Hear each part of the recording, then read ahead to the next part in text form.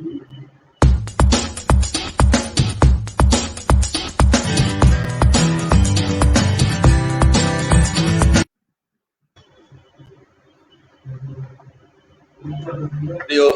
দর্শক শ্রোতাবৃন্দ, আসসালামু আলাইকুম। আজ 12ই ভাদ্র, কাজী নজরুল ইসলাম তথা বাংলাদেশের জাতীয় কবি কাজী নজরুল ইসলামের ৪৫তম মৃত্যুবার্ষিকী। আজকে বর্ণমালা টিভির বিশেষ আয়োজন।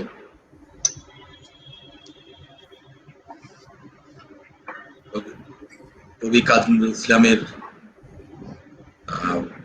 আলোচনা এবং কবিতা আবৃত্তির অনুষ্ঠান। এই অনুষ্ঠানে আজকে অতিথি হিসাবে যুক্ত আছেন দোলন চাপা কলকাতা থেকে, আয়েশা সিদ্দিক শিমু বাংলাদেশ চট্টগ্রাম থেকে, এবং আলোচক হিসাবে উপস্থিত আছেন জনাব অধ্যক্ষ তাজুল ইসলাম ঠাকুরগাঁ থেকে। প্রিয় শ্রোতা দর্শকবৃন্দ, আপনারা যেখানে যে অবস্থায় আছেন সবাই ভালো আছেন।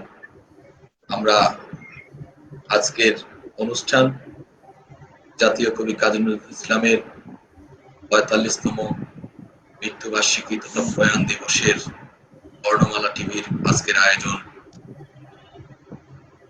উন্নত মমশির আলোচনা এবং কবিতা দিয়ে থাকবে। পুরো অনুষ্ঠান জুড়ে আপনারা আমাদের সঙ্গে থাকবেন এই আশা ব্যক্ত করে আজকের অনুষ্ঠানের শুরু করতে যাচ্ছি। আজকের অনুষ্ঠানে আলোচনা যাওয়ার আগে আমরা কাজী নজরুল ইসলামের ছোট্ট একটি প্রামাণ্য চিত্র রয়েছে, আমরা একটু দেখে নিই, তারপরে আলোচনায় যাব।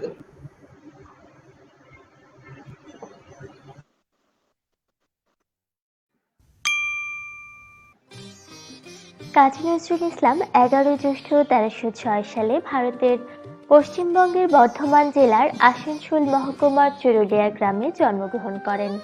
ছেলেবেলায় তিনি লেটো গানের দলে যোগ দেন। পরে বর্ধমান ও ময়মনসিংহের ত্রিশাল থানার দড়িরামপুর হাই স্কুল থেকে লেখাপড়া করেন। ১৯১৭ সালে তিনি সেনাবাহিনীর বাঙালি পল্টনে যোগ দিয়ে করাচি যান। সেখানেই তার সাহিত্য জীবনের সূচনা ঘটে। তার লেখায় তিনি সামাজিক অবিচার ও পরাধীনতার বিরুদ্ধে সোচ্চার হয়েছেন, এজন্য তাকে বিদ্রোহী কবি বলা হয়। বাংলা সাহিত্য জগতে তার আবির্ভাব এক নতুন দিগন্তের উন্মোচন করে। কবিতা, উপন্যাস, নাটক, ছোট গল্প, প্রবন্ধ ইত্যাদি সাহিত্যের সকল শাখায় তিনি প্রতিভার স্বাক্ষর রেখেছেন। তিনি গজল, খেয়াল ও রাগ প্রধান গান রচনা করে খ্যাতি অর্জন করেন। আরবি ফার্সি শব্দের সার্থক ব্যবহার তার কবিতাকে বিশিষ্টতা দান করেছে। মাত্র ৪০ বছর বয়সে কবি দুরারোগ্য রোগে আক্রান্ত হয়ে বাকশক্তি হারিয়ে ফেলেন। বাংলাদেশ প্রতিষ্ঠার পর অসুস্থ কবিকে ঢাকায় আনা হয় এবং পরে তাকে বাংলাদেশের নাগরিকত্ব প্রদান করা হয়। তাকে স্বাধীন বাংলাদেশের জাতীয় কবির মর্যাদায় ভূষিত করা হয়। তার রচিত কাব্যগুলোর মধ্যে অগ্নিবীণা, বিষের বাঁশি, ছায়ানট, প্রলয়শিখা, চক্রবাক, সিন্ধু হিন্দোল বিশেষভাবে উল্লেখযোগ্য। ব্যথার দান, রিক্তের বেদন, শিউলিমালা, মৃত্যু ক্ষুধা, কুহেলিকা ইত্যাদি তার রচিত গল্প ও উপন্যাস। যুগবাণী, দুর্দিনের যাত্রী ও রাজবন্দির জবানবন্দি তার উল্লেখযোগ্য প্রবন্ধ গ্রন্থ। ২৯শে আগস্ট ১৯৭৬ সালে কবি ঢাকার পিজি হাসপাতালে শেষ নিঃশ্বাস ত্যাগ করেন। ঢাকা বিশ্ববিদ্যালয়ের মসজিদ সংলগ্ন প্রাঙ্গণে তাকে পরিপূর্ণ সামরিক মর্যাদায় সমাহিত করা হয়।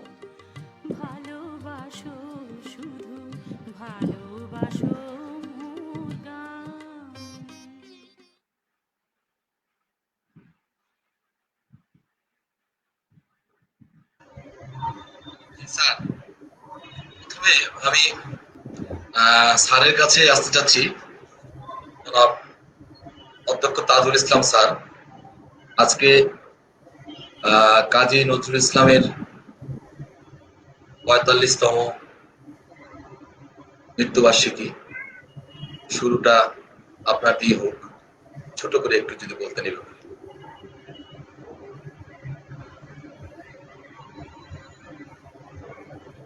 জি স্যার। স্যার শুনতে পাচ্ছেন? হ্যাঁ, আমি বলবো। জি। হ্যালো, হ্যাঁ বলেন। একটু ডিস্টার্ব হচ্ছে মনে হয়। হ্যাঁ, এখন শুনতে পাচ্ছি। জি বলেন। গাহি সাম্যের গান, মানুষের চেয়ে নহি কিছু মহিয়ান। আমাদের আজকের আলোচ্য কবি নজরুল। এই কবিতার চরণের মধ্যে অথবা গানের মধ্যেই তিনি আছেন, তিনি ছিলেন এবং তিনি থাকবেন। একেবারে নিভৃত পল্লীতে সোদা মাটির গন্ধে জন্ম নেওয়া এক অত্যন্ত সাধারণ পরিবারের সন্তান কবি নজরুল। সমাহিত হলেন বিশাল আড়ম্বর করে, বিশাল আয়তনের, বিশাল উদার জমিনে, ঢাকা বিশ্ববিদ্যালয়ের মসজিদ প্রাঙ্গণে। জন্মেছিলেন একেবারে অজপাড়াগাঁয়ে, অশিক্ষার আলোয়ে। অথচ জীবনের অভিজ্ঞতায়, নানা ধরনের ঘাতের মধ্য দিয়ে তিনি বাংলা সাহিত্যের একজন দিকপাল মানুষ, অভিজ্ঞ। লেখায়, লেখনীতে, সাংবাদিকতায়, রাজনীতিতে, সঙ্গীতে, সঙ্গীত অভিজ্ঞতায়, সঙ্গীতের রাগ সৃষ্টিতে অনন্য উচ্চতায় তিনি নিজেকে নিয়ে গিয়েছিলেন। এক সাধারণ প্রতিভা। হরিবংশ শতাব্দীর শেষার্ধে শুরু থেকে আজ অবধি কবি নজরুল আমাদের কাছে আরাধ্য। জীবনের নানা ক্ষেত্রে, জীবনের সমাজে প্রতিনিয়ত মানুষের সঙ্গে মানুষের যে ভেদ, অভেদ, বিভেদ, সাম্প্রদায়িকতা, মানুষের শ্রেণী বৈষম্য, মানুষের ভিতরে যে স্বপ্ন এবং সম্ভাবনা, সব বিষয়ের প্রতিচ্ছবি দেখি তার কবিতায় এবং গান। আমি তো অত্যন্ত সাধারণ পাঠক হিসেবে বিস্মিত হয়ে যাই, কিভাবে তিনি নিজেকে সমৃদ্ধ করেছিলেন। আমি মনে করি যে কবি নজরুল তার অনেক বহুমাত্রিক প্রতিভা নিয়ে যেরকম জন্মেছিলেন, কিন্তু জীবনের নানা উতরাই, চড়াই উতরাই পার করে তিনি নিজেকে সমৃদ্ধ করেছেন। সমৃদ্ধ করেছেন কবিতায়, সমৃদ্ধ করেছেন সঙ্গীতে, নিজেকে, বাংলা সাহিত্যকে, বাংলা সঙ্গীত জগৎকে। আমি মনে করি আমরা এবং আমরা সবাই মনে করি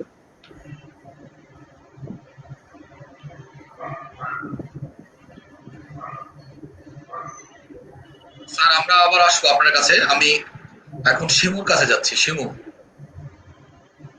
হ্যাঁ, শিমু, শিমুর কাছে যাই একটু। হ্যাঁ আমি কি কবিতাতে যাব মনে? হ্যাঁ, একটা একটা কথা বলে কবিতাতে যাও। আচ্ছা, ঠিক আছে। প্রথমে শ্রদ্ধা নিবেদন করছি, শ্রদ্ধার্ঘ নিবেদন করছি অন্তরের অন্তঃস্থল থেকে আমাদের জাতীয় কবি, সাম্যের কবি, প্রাণের কবি কাজী নজরুল ইসলামের প্রতি। তার জন্য ভালোবাসা। ধন্যবাদ বর্ণমালা টেলিভিশনকে এমন একটা দিনে তাদের সঙ্গে আমাকে সম্পৃক্ত করেছে। আমার সঙ্গে আর যারা রয়েছেন, তাজুল ইসলাম স্যার চমৎকার বললেন, ওপার বাংলা থেকে আছে দোলন চাপা, আর নজরুলের সেই দোলন চাপা। সবাইকে অভিনন্দন, ভালোবাসা। বর্ণমালা টেলিভিশনের যারা সক্রিয় দর্শক আছেন তাদের জন্য ভালোবাসা। আমি জানি নিয়মিত আপনারা এই অনুষ্ঠান দেখেন, আপনাদের জন্য অফুরন্ত ভালোবাসা।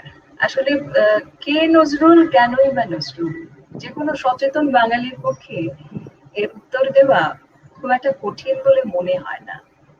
তবুও এই প্রশ্ন উত্থাপনের পেছনে রয়েছে নজরুলকে নতুন করে বোঝার আকাঙ্ক্ষা, আছে নজরুলের প্রাসঙ্গিকতা অনুধাবনের বাসনা। কে নজরুল?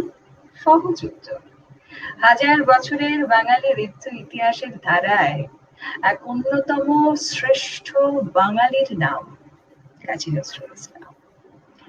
আমি আমার ছোট্ট একটা নিবেদন দিয়ে আজকে শুরু করছি। নজরুলের আমার খুব প্রিয় একটি কবিতা। আমি যে কোনো অনুষ্ঠানে দেশে বা দেশের বাইরে যখন যাই চেষ্টা করি এই কবিতাটা দিয়ে শুরু করবো। হে সর্বশক্তিমান, দাও সূর্য, দাও ধৈর্য, হে উদারনাথ, হে সর্বশক্তিমান, দাও অমৃত মৃত জলে, দাও ভীত চিত জলে, শক্তি অপরিমাণ হে সর্বশক্তিমান,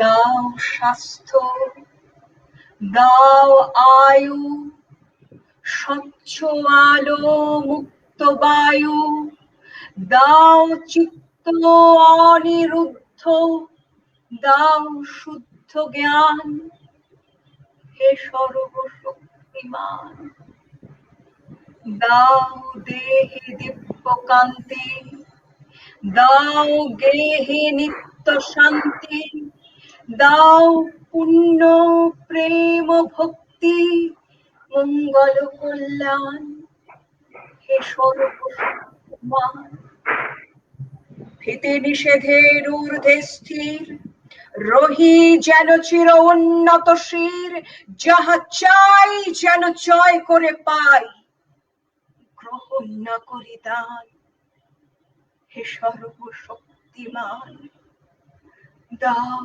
সূর্য, দাও ধৈর্য, হে উদারনাথ, দাও দাও প্রাণ হে সর্বশক্তিমান, হে সর্বশক্তিমান, হে সর্বশক্তিমান।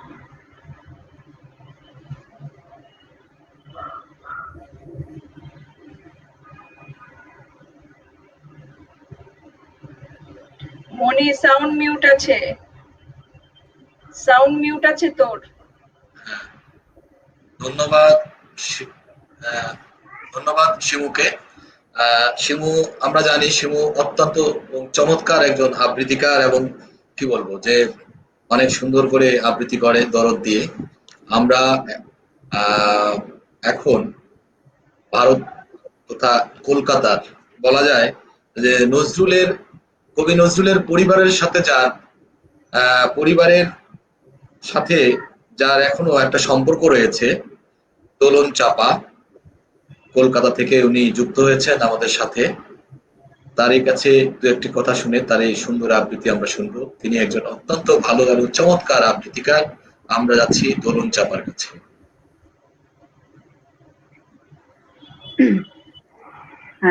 সবাইকে বর্ণমালা টিভিতে যারা যারা দেখছেন সবাইকে আমার ভালোবাসা প্রণাম, এবং আমার সঙ্গে যারা রয়েছেন তাদেরকে আমার ভালোবাসা রইল। নজরুল সম্বন্ধে বলার ধৃষ্টতা মনে হয় আমার নেই, তবু দুই একটা কথা।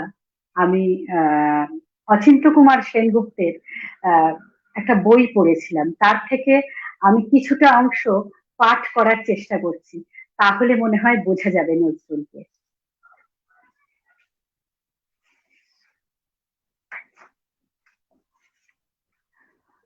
নজরুলের কি সাহস! সে কেন্দ্রীয় আইনসভার নির্বাচনে প্রার্থী হলো। কেন্দ্রীয় আইনসভায় মুসলমানদের জন্য 2টি আসন রক্ষিত। এই আসনের জন্য ভোট দেবার অধিকারীও শুধু মুসলমানেরা। প্রচারের উদ্দেশ্যে ফরিদপুরে এসেছে নজরুল।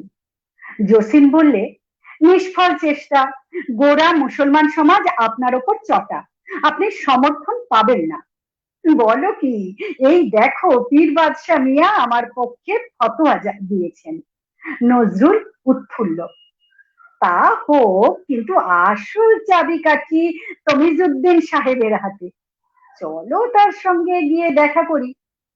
সেখানে গিয়ে এক বিরুদ্ধ জনতার সম্মুখীন হলো নজরুল। আমরা কাফেরকে ভোট দেব না, তার আগে আমার কটি কবিতা শুনুন। কবিতা শুনে জনতা দ্রবীভূত হলো, কেউ কেউ কাঁদতে লাগলো প্রকাশ্যে। কিন্তু আসল কাজ কি হচ্ছে জসিম মনে করিয়ে দিল নজরুলকে। ইলেকশনের জন্য এখানে আসা। কবিতার কাছে কিসের ইলেকশন? তন্ময় হয়ে আবৃত্তি করতে লাগলেন নজরুল। হঠাৎ উঠে পড়ে তমিজউদ্দিন নজরুলকে আড়ালে ডেকে নিল। ফিসফিস করে কি যেন বলল কানে কানে।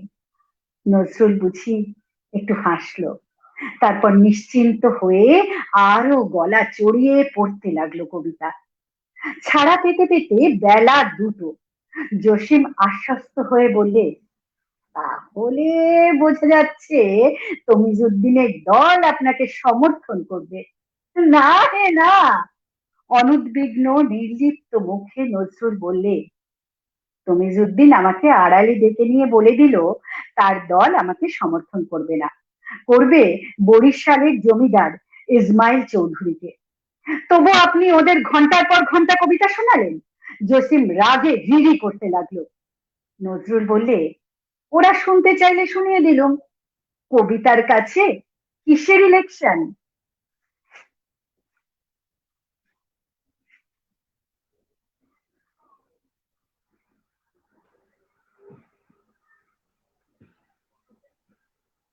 এই হচ্ছে নজরুল। জি, ধন্যবাদ দোলন চাপা দিদিকে সুন্দর একটা নজরুল কবিতার আবৃত্তি করার জন্য। প্রিয় দর্শক এটা আপনারা যারা অনুষ্ঠান দেখছেন, আমাদের শেষ পর্যন্ত আমাদের সঙ্গে থাকবেন। এবং আজকে আমরা আলোচক পেয়েছি, ভালো আলোচক রয়েছে এবং আবৃত্তিকার দুজন রয়েছে। আসলে নজরুল বলতে বাংলা সাহিত্যের প্রতিটি জায়গায় তার মানে প্রতিটি জায়গায় ছোঁয়া আছে, এবং তিনি এমন কোনো তার সৃষ্টিগুলা দেখলে মনে হয় একটা মানুষের পক্ষে, স্যার যেভাবে বললেন আর কি, কিভাবে সম্ভব। তো আমরা এখন একটু আমরা যেতে চাচ্ছি যে কাজী নজরুল ইসলামের এই যে মৃত্যুর সময় তার জানাজার একটা প্রমাণ চিত্র রয়েছে, আমরা একটু দেখে আসি, তারপরে আমরা আবার আলোচনায় আসবো।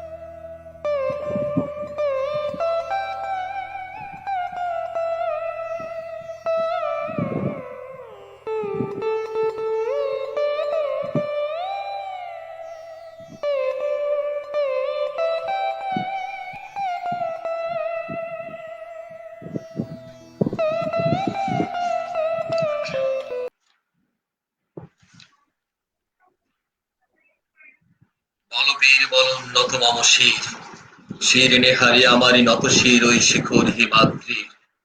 বলবীর বল নত মম শির। বল মহাবিশ্বের মহাকাশ ভারী, চন্দ্র সূর্য গ্রহ তারা ছাড়ি, তুলক ভোলক গোলক ভেদিয়া, খোদার আসন আরশ ছেদিয়া, উঠিয়াছি চির বিস্ময়ে আমি, বিশ্ববিধাত্রীর বলবীর বল উন্নত মমশীর। আমি চিরদুর্দম দুর্বিনীত নিঃশংস, মহাপ্রলয়ের আমি নটরাজ, আমি সাইক্লোন, আমি ধ্বংস, আমি অভিশপ্ত পৃথ্বীর। প্রিয় দর্শকবৃন্দ, আমরা ঠিক আজ যার আলোচনা করছি তিনি বাংলাদেশের জাতীয় কবি কাজী নজরুল ইসলাম, এবং তার এই আলোচনায় আমরা আজকের যে ভিডিওটি দেখলাম তার শেষ যাত্রা তথা যেদিন মারা যায় ঢাকায়, তার আমরা জানাজার দৃশ্য দেখতে পেলাম। তা আমরা এই মুহূর্তে আবার স্যারের কাছে যাচ্ছি, ছোট্ট করে একটু স্যারের কাছে জানতে চাই তার সম্পর্কে। জি স্যার, তারপরে শিমুর কাছে আসবো। আজকে যে আলোচনা আমরা করছি কবি নজরুল সম্পর্কে, ইতিমধ্যে আমরা দুজন বিশিষ্ট জন, এই প্রজন্মের তরুণ প্রজন্মের দুইজন প্রতিনিধি আছেন। আয়েশা আক্তার শিমু চমৎকার বাচিক শিল্পী আছেন, কলকাতা থেকে দোলন চাপা, কবি নজরুলের বিখ্যাত পছন্দের নাম দোলন চাপা, তার একটি রাগের নাম, নতুন সৃষ্টিকৃত নাম, রাগের নাম। উপস্থাপক চমৎকার উপস্থাপনা করছেন এবং মাঝে মাঝে আমাদের যে স্মৃতিগুলো রোমন্থন করাচ্ছেন, তার নেপথ্যে সঙ্গীতের সুরের মূর্ছনা আর দৃশ্যাবলী, এক অরণ্য পরিবেশ আবহ তৈরি হচ্ছে আজকের আলোচনাকে প্রাণবন্ত অথবা হৃদয় করার জন্য। আমি অন্যান্য দুইজন আজকের অনুষ্ঠানের অতিথি এবং উপস্থাপনের প্রতি আমার সশ্রদ্ধ শ্রদ্ধা এবং কৃতজ্ঞতা জানাচ্ছি। এবং আমাকে একজন আলোচক হিসাবে নির্বাচিত করা হয়েছে আসলে কথা বলতে একটু ইচ্ছে করে, কিন্তু কথা বলতে গেলেই নিজের সীমাবদ্ধতা বুঝতে পারি। আর আজকে যখন আলোচক নির্ধারণ করা হয়েছে, আমাকে যখন বলা হচ্ছে আলোচনা করা হোক, তখন রীতিমতো আমি কিন্তু ভীত এবং সন্ত্রস্ত। এই জন্যই যে কবি নজরুল যেভাবে তিনি কবি কাজী নজরুল হয়ে উঠলেন, যে সংগ্রাম, যে সংঘাত, সংকটকে অতিক্রম করে, নিশ্চয়ই আমি কিন্তু সেরকম ভাবে একজন আলোচক হয়ে উঠতে পারেনি। কারণ একজন আলোচক হয়ে ওঠার জন্য যে ধরনের পরিশ্রমটা অনিবার্য ছিল, সেটি আমার মধ্যে কখনো ছিল না অথবা নেই। এই সীমাবদ্ধতাকে স্বীকার করে নিয়ে আমি সংক্ষিপ্তভাবে বলতে চাই আজকে আলোচনায়। আমি শুরুতে বলেছি যে কবি নজরুল একটা ভূমিকা নিয়েছে। এখন আমি যে বিষয়টা বলতে চাই যে সংক্ষিপ্ত আলোচনার মধ্য দিয়ে কবি নজরুল হয়ে ওঠার পেছনে আমরা সবাই এই কথা বিশ্বাস করি এবং মেনে নিই যে যেমন মাটির উপরে দাঁড়িয়ে আছে আমরা সবাই, একইভাবে মাটি কিন্তু সবসময় কখনো আবাদী ছিল, কখনো অনাবাদী ছিল, অথবা কখনো পতিত ছিল। যেমন আমরা জানি যে একসময় এই অরণ্য এবং সাপদে জনাকীর্ণ ছিল এই ভূমি, তারপর ধীরে ধীরে মানুষ তার শ্রমের এবং সময়ের নিরিখেই সভ্যতা গড়ে ওঠে। আমি ঠিক এইভাবে বলতে চাই, কবি নজরুলও কিন্তু এইভাবে কবি উঠেছিলেন। তিনি হেরে যাননি, তিনি দমে যাননি, তিনি পরাজিত হতে চান। সে কারণেই একেবারে ক্ষুদ্র কুটির ঘরে জন্ম নিয়েও তিনি সমস্ত মানুষকে আলোকিত করেছেন, মহীয়ান হয়েছেন। আমি বলেছি, উদার আকাশের নিচে ঢাকা বিশ্ববিদ্যালয়ের সে বিশাল আয়তনের মধ্যে তার সমাহিত করা হয়েছে। রাষ্ট্রপতি থেকে শুরু করে সকলেই সেখানে উপস্থিত ছিলেন। এমনি তিনি হয়ে ওঠেননি, হয়ে ওঠার পিছনে দীর্ঘ ইতিহাস রয়েছে। আমি বলতে চাই, কবি নজরুল হয়ে ওঠার পিছনে তখনকার সমাজ ব্যবস্থা, তখনকার সামাজিক, সাংস্কৃতিক, রাজনৈতিক প্রেক্ষাপটও কিন্তু কবি নজরুল হয়ে ওঠার জন্য সহযোগিতা করেছিলেন। হয়তো এটা অনেকে হতে পারতেন, কিন্তু হতে পারেননি। এই কারণে অন্যরা কিন্তু হতে চাননি। সংকট এবং সমস্যাকে কাছে নিজে পরাজিত হয়েছেন, কবি নজরুল তা হননি, হতে চাননি, তাই তিনি নিজেকে সমৃদ্ধ করেছেন। এত অভাব অনটনের মধ্যে, সংকট সমস্যার মধ্যেও নিজেকে বিকশিত করেছেন, নিজেকে পরিশীলিত করেছেন, বাংলা সাহিত্যকে পরিপুষ্ট করেছেন। চলে গিয়েছেন সেনাবাহিনীতে, ফিরে এসেছেন, সেনাবাহিনীতে গিয়েছেন, সেখানে গিয়েও তিনি কিন্তু সেনাবাহিনীকে আনন্দের সঙ্গে উপভোগ করেছেন। ছিলেন মাত্র সৈনিক, কিন্তু সেই তার ভিতরে কোনো হীনমন্যতা ছিল না, তার ভিতরে কোনো ধরনের অর্থনৈতিক টাকা জমাতে হবে এই চিন্তা ছিল না, বরং নিজেকে সমৃদ্ধ করতে হবে। সৈনিক থাকলাম তো কি হলো। সেই জন্যই আমরা সৈনিক হিসাবে সেখানে গিয়ে তার যে অভিজ্ঞতা, তার যে সঞ্চয়, তিনি কতটা অর্থনৈতিকভাবে সঞ্চয় করতে পেরেছিলেন, তিনি সৈনিক হিসেবে কতখানি দক্ষ বা যোগ্যতা অর্জন করতে পেরেছিলেন। কিন্তু তার চেয়ে বড় কথা, সেনাবাহিনীতে গিয়ে তিনি ফরাসি সাহিত্য, আরবি সাহিত্য, গজলের সঙ্গে পরিচিত হতে পেরেছেন। আমরা সেই গজলের, বাংলা সাহিত্যে বাংলা গজল তিনি নিয়ে এসেছিলেন সেনাবাহিনীতে যাওয়ার সুবাদেই। তিনি যখন আমাদের কলকাতায় ফিরে আসলেন, তখনই আমরা প্রথম যে জিনিসটি তার সঙ্গে সাক্ষাৎ পাই, তিনি সেনাবাহিনী থাকা অবস্থায় যেগুলো সাহিত্য রচনা তিনি আমাদের কলকাতার বিভিন্ন পত্রিকায় পাঠিয়েছিলেন, সে সম্পর্কে আমরা আলোচনা করব। তার আগে আমি যেটা বলতে চাই যে কবি নজরুল সেই সেনাবাহিনী থেকে ফিরে এলেন ফরাসি সাহিত্যে সম্পর্কে সম্যক ধারণা, ফরাসি গজলকে সাথে নিয়ে আসলেন। তার মাথায় ছিল এই গজলের আদলে বাংলা গানকেও, বাংলা গজলও তৈরি, বাংলা সাহিত্যকে, বাংলার মুসলমানকে জাগ্রত করতে হবে, বাংলার রাজনীতিকে, বাংলার সংস্কৃতিকে যদি ঐক্যবদ্ধ করতে হয়, বাংলা গজলের সঙ্গে সঙ্গে তিনি একইভাবে ভক্তি সঙ্গীতও কিন্তু শুরু করলেন। ভক্তি সঙ্গীতের পাশাপাশি শ্যামা সঙ্গীত, অর্থাৎ বাংলার যে প্রাণ হিন্দু আর মুসলিম, যে কথা তিনি তার কবিতায় বলেছেন, সে হিন্দু মুসলিমকে ঐক্যবদ্ধ করবার জন্য তিনি কিন্তু সচেতন ভাবে তার সাহিত্য সৃষ্টি করলেন, গজল করলেন, ভক্তি সঙ্গীত করলেন, শ্যামা সঙ্গীত করলেন। নজরুলের এই দিকটিও কিন্তু আমার আলোচনা করতে হবে। এবং এইভাবে তিনি যে রাজনৈতিক এক ধরনের মানসিক ভাবে পরিপুষ্ট হয়েছিলেন সে কারণে। এবং নিশ্চিত আমরা জানি যে তিনি যখন কলকাতায় ফিরে আসলেন, এসেই তিনি উপস্থিত হলেন আমাদের সেই কোথায়, কলকাতার সেই আমাদের বঙ্গীয় সাহিত্য পরিষদে, যেখানে আগে থেকে অবস্থান করছিলেন মুজাফফর আহমেদ। এই মুজাফফর আহমদ সম্পর্কে নিশ্চয়ই আমরা কম বেশি সবাই জানি। ভারতবর্ষে মানুষের মধ্যে শ্রেণী সংগ্রাম চেতনা সৃষ্টি করেছিলেন কিন্তু মুজাফফর আহমেদ। সেই মুজাফফর আহমেদের ছত্র ছায়ায় তিনি তার ছিলেন, প্রথম আশ্রয় নিয়েছিলেন। পরবর্তীতে বন্ধুত্ব থেকে রাজনৈতিক দীক্ষা, শিক্ষা, এবং যে কথা আমরা জানি যে আমাদের দোলন চাপা যে পাঠ করলেন, তিনি রাজনীতিতে অংশগ্রহণ করেছেন। আমি তাই বলতে চাই, নজরুল সামগ্রিক অর্থেই একটি মানুষ, অর্থাৎ আমাদের বাঙালি সমাজকে যদি আপনি দেখতে চান, যেভাবে দেখতে চান, অভাবের মধ্য দিয়ে, দ্রোহের মধ্য দিয়ে, প্রেমের মধ্য দিয়ে, রাজনীতির মধ্য দিয়ে, সংস্কৃতির মধ্য দিয়ে, সঙ্গীতের মধ্য দিয়ে আপনি নজরুলকে সব জায়গায় পাবেন। হ্যাঁ, অনেক সাহিত্যিককে বাংলা সাহিত্যে পাওয়া যাবে এমন ভাবে, কিন্তু কবি নজরুলের মতো মাঠে ঘাটে ময়দানে সাহিত্যের আসরে আপনি কোথাও এমন একজন আর একজনকে পাবেন না। তিনি সবখানে, তিনি সর্বত্রগামী, তিনি সর্বভূক, তিনি সব মানুষের মধ্যে আছেন। তিনি তার ধন্যবাদ স্যার। কবিতার মধ্য দিয়ে। স্যার ধন্যবাদ। আমরা আবার আসবো আপনার কাছে। আমরা এখন শিমুর কাছে যাব, তার আগে আহ মন্তব্যগুলো একটি পড়ে নেই।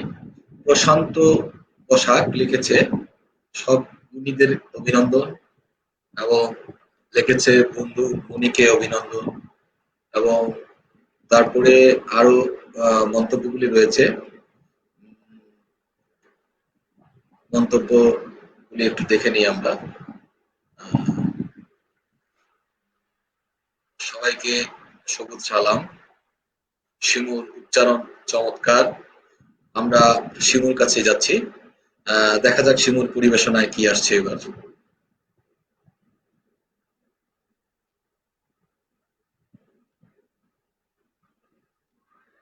Well, প্রেমেন্দ্র মিত্র তিনি লিখেছিলেন যে একটা তুফান উল্কা একটা আর এক বুঝি তারার দেশের ফুল। একদিন এই তিনের হলো কি পদ ভুল, তিনে মিলে যুক্তি করি তাই হলো নজরুল।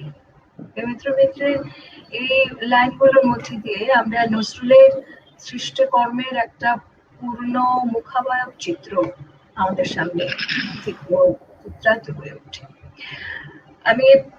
আমরা সবসময় বলি তো নজরুল বিদ্রোহের কবি, নজরুল সাম্যের কবি, প্রেমের কবি। তো সেই সাম্যের কবির সাম্যবাদী কবিতাটি এবার চেষ্টা করবো শোনাতে। গাহি সাম্যের গান, যেখানে আসিয়া এক হয়ে গেছে সব বাধান, যেখানে মিশেছে হিন্দু, বৌদ্ধ, মুসলিম, খ্রিস্টান। গাহি সাম্যের গান। কে তুমি? পার্সি, জৈন, ইহুদি, সাঁওতাল, ভিল, গাড়ো, কনফুসিয়াস, চারবাকচালা, বলে যাও, বলো আরো, বন্ধু যা খুশি হও, পেটে পিঠে কাঁধে মগজে যা খুশি পুঁথিও কেতাব বও।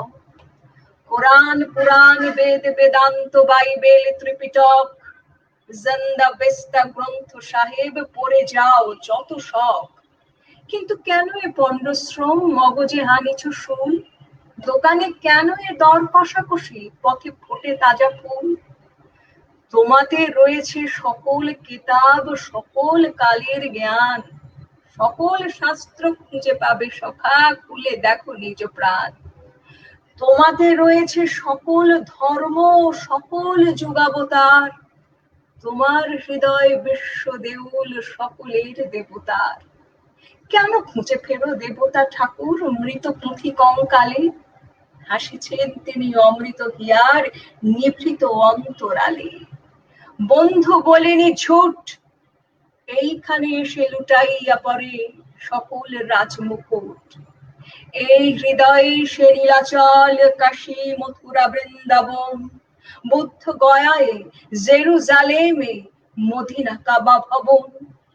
মসজিদ এই, মন্দির এই, গির্জা এই, হৃদয়, এইখানে বসে ঈসা মুসা পেল সত্যের পরিচয়। এই রণভূমে বাঁশির কিশোর গাহিলেন মহাগীতা, এই মাঠে হলো মেষের রাখাল, নবীরা খোদার মিতা। এই হৃদয়ের ধ্যান গুহা মাঝে বসিয়া সাক্ষ্য মনি, ত্যাজিল রাজ্য মানবের মহাবেদনার ডাক শুনি। এই কন্দরে আরব দুলাল শুনিতেন আহ্বান, এইখানে বসে গাহিলেন তিনি কোরআনের সমগান। মিথ্যা শুনিনি ভাই, এই হৃদয়ের চেয়ে বড় কোনো মন্দির কাবা নাই।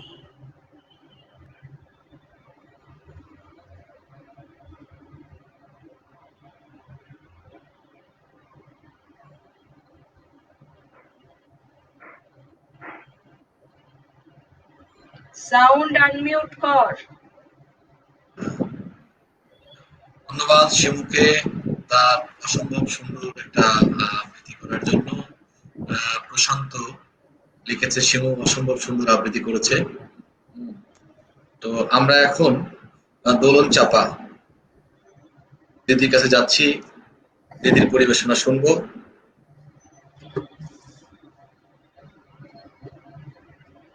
দিদি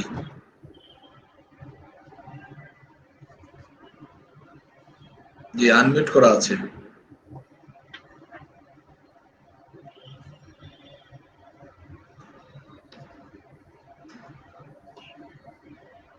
হ্যালো, হ্যাঁ দিদি বলেন। শোনা যাচ্ছে? শোনা যাচ্ছে? হ্যাঁ শোনা যাচ্ছে। আচ্ছা, আমি আগমনী কবিতাটি আবৃত্তি করছি অগ্নিবীণা কাব্যগ্রন্থ থেকে। একই রণ বাজা বাজে ঘন ঘন, ঝন রণ রণ রণ ঝন ঝন, সে কি দমকি দমকি ধমকি ধমকি দামা দ্রিমি দ্রিমি গমকি গমকি ওঠে চোটে চোটে ছোটে লোটে ফোটে বন্হি ফেনিকি চমকি চমকি ঢাল তলোয়ারে ক্ষণ ক্ষণ একই রণ বাজা বাজে ঘন ঘন ঝন রণ রণ রণ ঝন ঝন হই হই রা বই ভৈরা ভাকে লাখে লাখে ঝাঁকে ঝাঁকে ঝাঁকে লাল গৈরিক গায়ে সৈনিক ঢায় পালে পালে ওই পালে পালে ধরা কাঁপে ডাপে যাকে মহাকাল কাঁপে থর থর রণে কর কর কারা খাড়া ঘাট শির পিষে হাঁকে রথ ঘর ঘর ধ্বনি ঘর ঘর গরু গড় গড় বনে ভেড়ি তুরি হর হর হর করে চিৎকার ছোটে সুরাসুর সেনা হন হন ওঠে ঝঞ্ঝা ঝাপটি দাপটি সাপটি হু হু হু হু হু হু শন শন ছোটে সুরাসুর সেনা হন হন তাতা থই থই তাতা থই থই খল খল খল নাচে রণরঙ্গিনী সঙ্গিনী সাথে ধক ধক জলে জল জল বুকে মুখে চোখে রোষ হুতাশন রোষ কথা শোন ওই ডম্বর ঢোলে দিমি দিমি বলে ব্রহ্মরুত কি অম্বর দোলে জম্বরুন কি কল কল্লোলে চলে উতরলে ধ্বংসে মাতিয়া তাথিয়া তাথিয়া নাচিয়া রঙ্গে চরণ ভঙ্গে সৃষ্টি সে টলে টলমল ও কি বিজয়োধ্বনি সিন্ধু গরজে কল কল কল কল কল ওঠে কোলাহল কুটো হলাহল ছোটে মন্থনে পুনরক্ত উদধি ফেনা বিষ খরে গল গল টলে নির্বিকার সে বিধাত্রীর গো সিংহ আসনে টলমল কার আকাশে জোড়া ও আনত নয়ানে করুণা অশ্রু ছল ছল বাজে মৃত সুরাসুর পাঁজরে ঝাঁঝর ঝমঝম নাচে ধূর্যটি সাথে প্রমথ ববম বম বম লালে লালে লাল ওরে ঈশানে ঈশানে যুদ্ধের ওঠে ওঙ্কার রণডঙ্কার নাদে ওম ওম মহাশঙ্খ বিষান রুদ্রের ছোটে রক্ত ফোয়ারা বন্দির বানরে কোটি বীর প্রাণ ক্ষণে নির্বাণ তবু শত সূর্যের জ্বালাময় রোষ গমকে শিরায় গম গম ভয়ে রক্ত পাগল প্রেত পিশাচেরও শিরে দাঁড়া করে চঞ্চল যত ডাকিনী যোগিনী বিস্ময়া হতা নিশিথিনী ভয়ে থম থম বাজে মৃত সুরাসুর পাঁজরে ঝাঝর ঝম ঝম ওই অসুর পশুর মিথ্যা দৈত্য সেনা যত হত আহত করে রে দেবতা সত্য স্বর্গ মর্ত পাতাল মাতাল রক্ত সুরায় ত্রস্ত বিধাতা মস্ত পাগল পিনাক পানি সপ্রলয় ত্রিশূল হস্ত ঘুরায় ক্ষিপ্ত সবাই রক্ত সুরায় চিতার উপরে চিতার সারি সারি চারিদিকে তারি ডাকে কুকুর গৃধিনী শ্রীগাল প্রলয় দোলায় দুলিছে ত্রিকাল প্রলয় দোলায় দুলিছে ত্রিকাল রণরঙ্গিনী জগৎ মাতার দেখ মহারণ 10 দিকে তার 10 হাতে বাজে 10 প্রহরণ পদতলে লুটে মহিষাসুর মহামাতা ওই সিংহ বাহিনী জানায় আজকে বিশ্ববাসীকে শাশ্বত নহে দানব শক্তি পায়ে পিষে যায় শিব পশুর নাই দানব নাই অসুরে চাই নিশুরে চাই মানব বরা ভয় বাণী ওই যে কার শুনি নহে হই ওই এবার ওঠ রে ওঠ ছোট রে ছোট শান্ত বন ক্ষান্ত রণ খোল তরুণ চল বরণ করব মায়ে ডরব কায়ে ধরব পায়ে কার সে আর বিশ্বমাই পার সে যার আজ আকাশ ডোবানো নেহারি তাহারি চাওয়া ওই শেফালিকা তলে কে বালিকা চলে কেশির গন্ধ আনিছে আশ্বিন হাওয়া এসেছে রে সাথে উৎপলাক্ষ সাবিত্রী চপলা কুমারী কমলা ওই সরসিজনী শুভ্র বালিকা এলো বিনা পানি অমলা ওই এসেছে গণেশ এসেছে মহেশ বাস রে বাস জোর উচ্ছ্বাস এলো সুন্দর সুর সেনাপতি সব মুখ এ যে চেনা চেনা অতি বাস রে বাস জোর উচ্ছ্বাস হিমালয় জাগো তো আজি তব শিবালয় হোক ভুলে যাও শোক চোখে জল বোক শান্তি রাজি শান্তি নিলয় আলয় হোক ঘরে ঘরে আজ দীপ জ্বলুক মার আবহন গীত চলুক দীপ জ্বলুক গীত চলুক আজ কাপুক মানবক মহাকল্লোলে কিশলয় সমনিখিল বম স্বাগতম স্বাগতম মাতরম মাতরম ওই ওই ওই বিশ্ব কণ্ঠে বন্দনা বাণী লুণ্ঠে বন্দে মাতরম বন্দে মাতরম বন্দে মাতরম। ধন্যবাদ দোলন চাপা দিদিকে। মুগ্ধ হয়ে শুনছিলাম আসলে।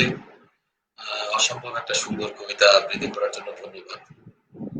কেমন জানি একটা অন্যরকম ভাব এসে গেছিল। আমরা এখন শিমুর কাছে যাব, শিমুর পরিবেশনা শুনবো। শিমুকে অনুরোধ করব যদি আর বাঁশি না বাজে এটা আবৃত্তি করার জন্য। এটা এখন পরে এটা আবৃত্তি শুনবো যদি সম্ভব হয় আর কি। শিমু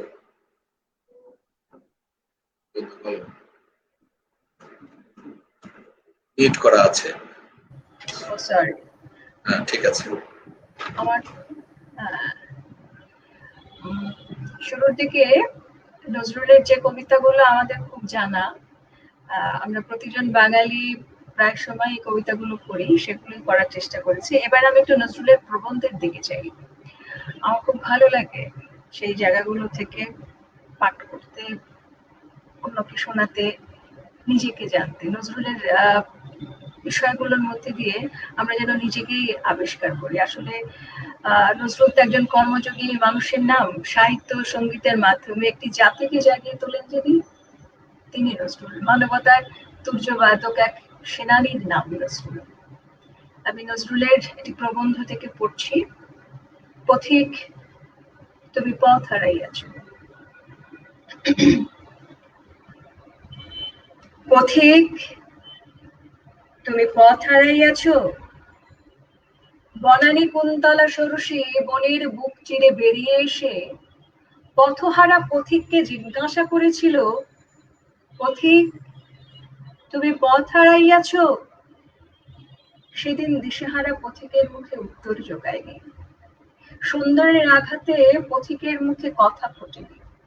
পথিক সেদিন সত্যি পথ হারিয়েছিল। হে আমার গহন গুণের তরুণ পথিক দল, আজ সেই বনানী কুন্তলা বৈরবী সুতা আবার বনের বুক চিরে বেরিয়ে এসেছে। চোখে তার অসংকোচ দৃষ্টির খড়গ ধার, ভালে তার কাপালিকের আঁকা রক্ত তিলক, হাতে তার অভয় তরবারি। সে আবারও জিজ্ঞাসা করছে, পথিক তুমি পথ হারাইয়াছ?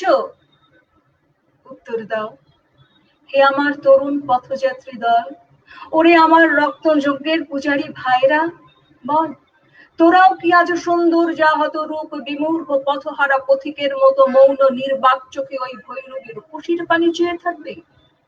উত্তর দে মায়ের পূজার বলির নির্ভীক শিশু, বল মা ভই আমরা পথ হারাই না। বল আমাদের এ পথ চিরচেনা পথ, হাটের পথিকের পায়ে চলার পথ আমাদের জন্য নয়। সিংহ শার্দুল শঙ্কিত কণ্টক কুণ্ঠিত বিপথে আমাদের চলা। ভৈরবী মেয়ে এ রক্ত পথিকের দল, নবকুমারের দল নয়।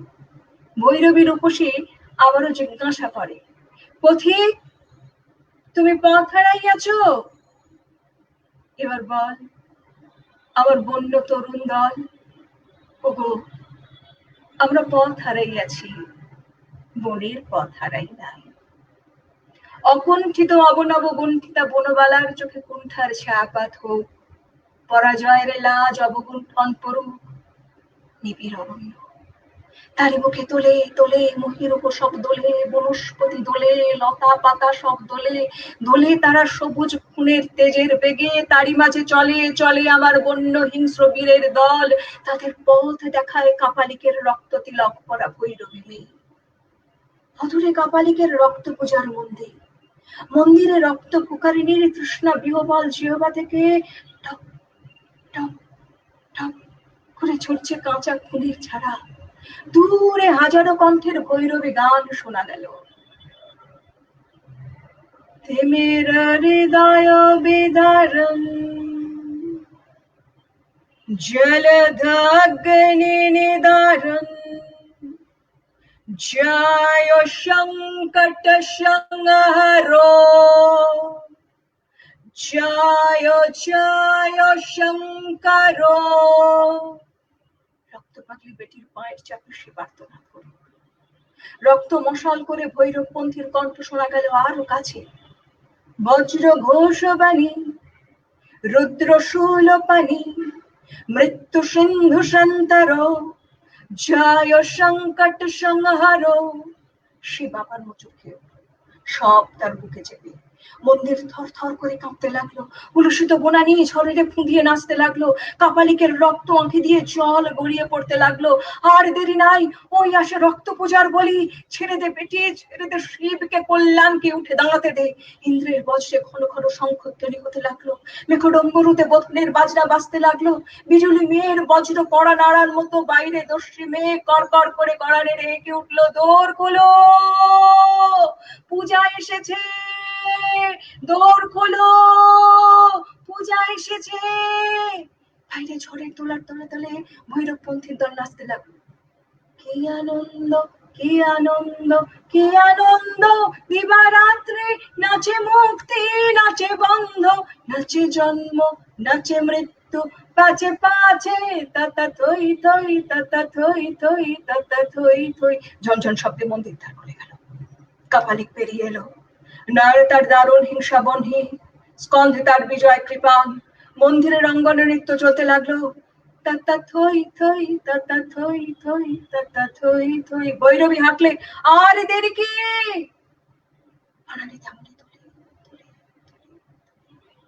একটা কাত্রানি, একটা ব্যথিতার ক্রন্দনের মতো কি যেন তোলে দোলে বনানির পাগলামিতে।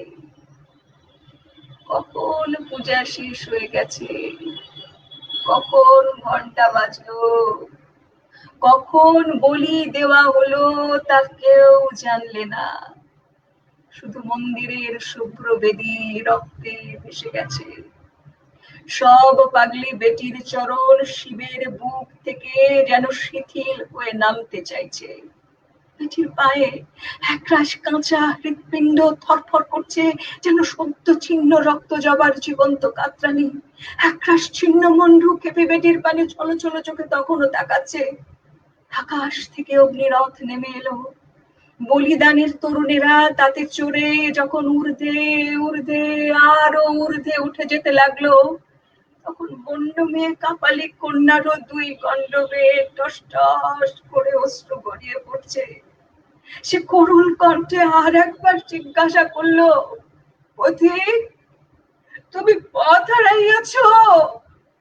তারপর শঙ্করী বেটির রক্ত মাখা পায়ে লুটিয়ে পড়লো। কাপালিকের খড়গ আর একবার নৃত্য করে উঠল। ভৈরবী শুধু বললে, মা।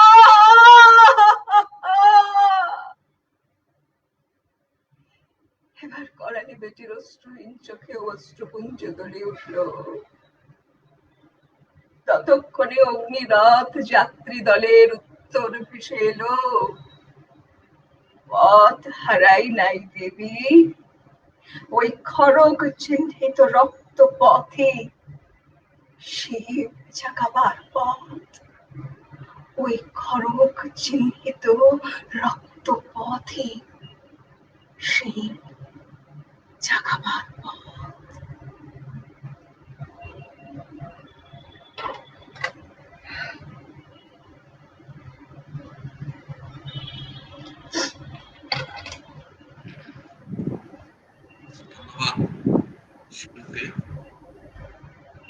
অসাধারণ একটি কবিতা আবৃত্তি করার জন্য। শুভকামনা থাকছে তোমার জন্য। আসলে শিমু একজন সত্যি দারুণ একজন আবৃত্তিকার, যেটা দর্শকরা মন্তব্য করেছে, এবং আবার আসবো শিমুর কাছে। তার আগে আমাদের অতিথি দোলন চাপা দিদির কাছে আরেকটি পরিবেশনা শুনি, এরপরে স্যারের কাছে আসবো। দিদি।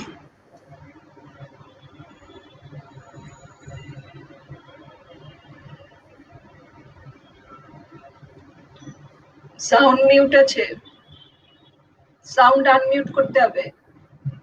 জি, শোনা যাচ্ছে? হ্যাঁ শোনা যাচ্ছে, দিদি বলেন।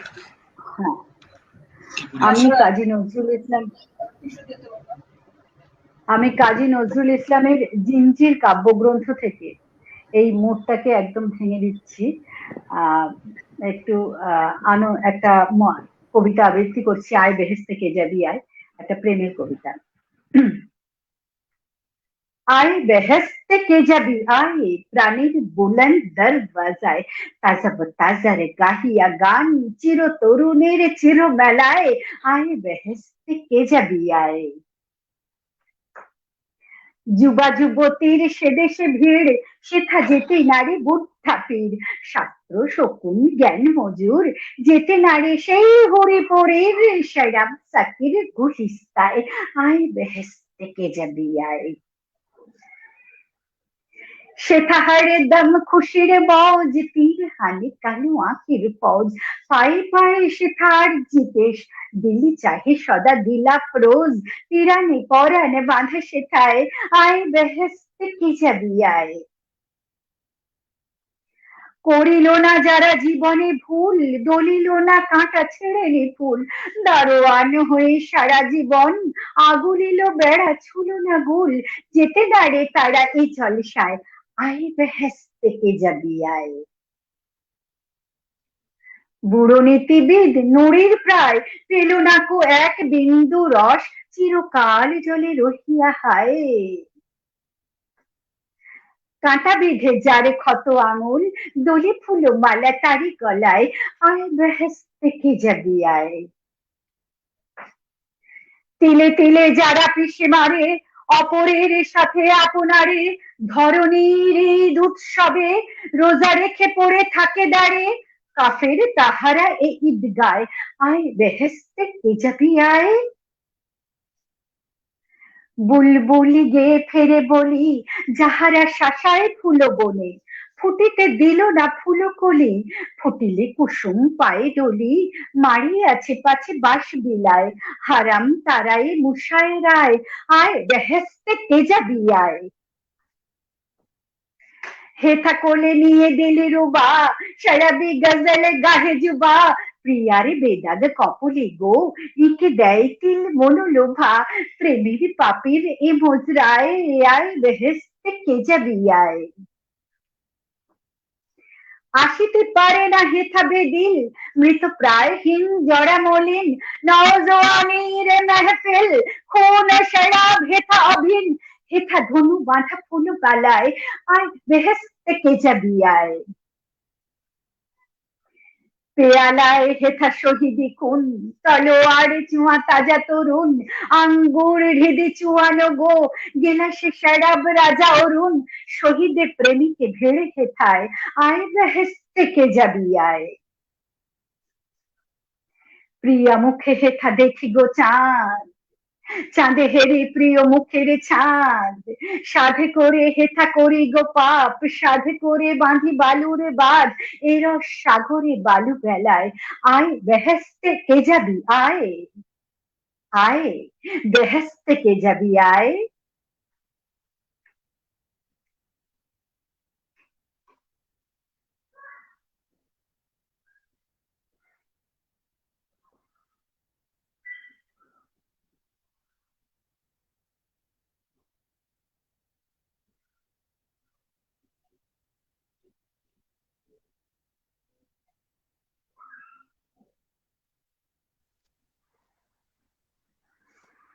স্যার, স্যারের কাছে একটু নজরুল সম্পর্কে একটা আলোচনা শুনবো।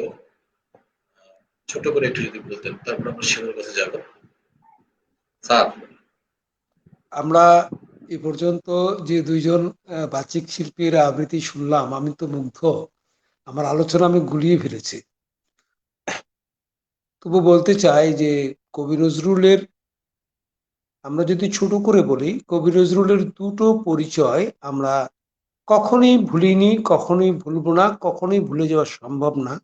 বিশেষত বাংলা সাহিত্য, অর্থাৎ আমরা যারা বাঙালি, বাংলা ভাষায় কথা বলি, আমাদের প্রেমবোধ, আমাদের বিদ্রোহ, আমাদের দ্রোহ, মানুষের প্রতি আমাদের দায়িত্ব কর্তব্য, মানুষের প্রতি ভালোবাসা, এই প্রবৃত্তিগুলো যতক্ষণ পর্যন্ত বর্তমান থাকবে ততক্ষণই কবি নজরুলকে আমরা নানাভাবে আমাদের জড়িয়ে আছে বা জড়িয়ে থাকবে।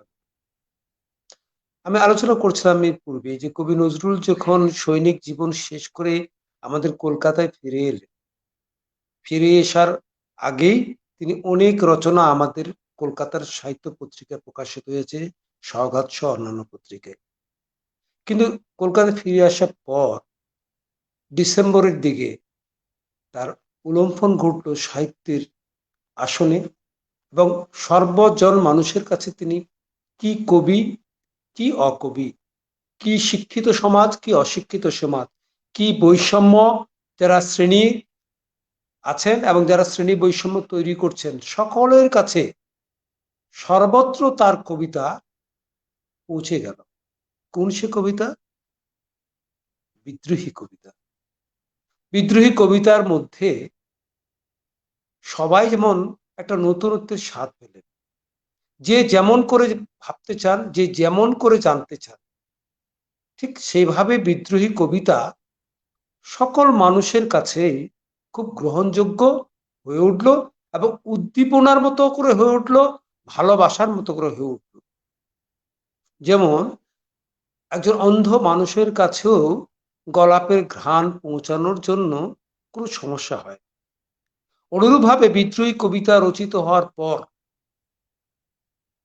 গোটা বাংলা তো বটেই, যারা সাহিত্যের খোঁজ খবর রাখেন, ভারতবর্ষের প্রত্যেকটি সাহিত্যপ্রেমী মানুষের কাছে পৌঁছে গেল বিদ্রোহী কবিতার সেই স্বাদ, বিদ্রোহী কবিতার সেই অনুভূতিগুলো, বিদ্রোহী কবিতার সেই শব্দ, বিদ্রোহী কবিতার সেই সামাজিক, রাজনৈতিক, সাংস্কৃতিক যে প্রেক্ষাপটে রচিত হলো, তার সবগুলোই কিন্তু বিদ্রোহী কবিতার মধ্যে পাওয়া যায়।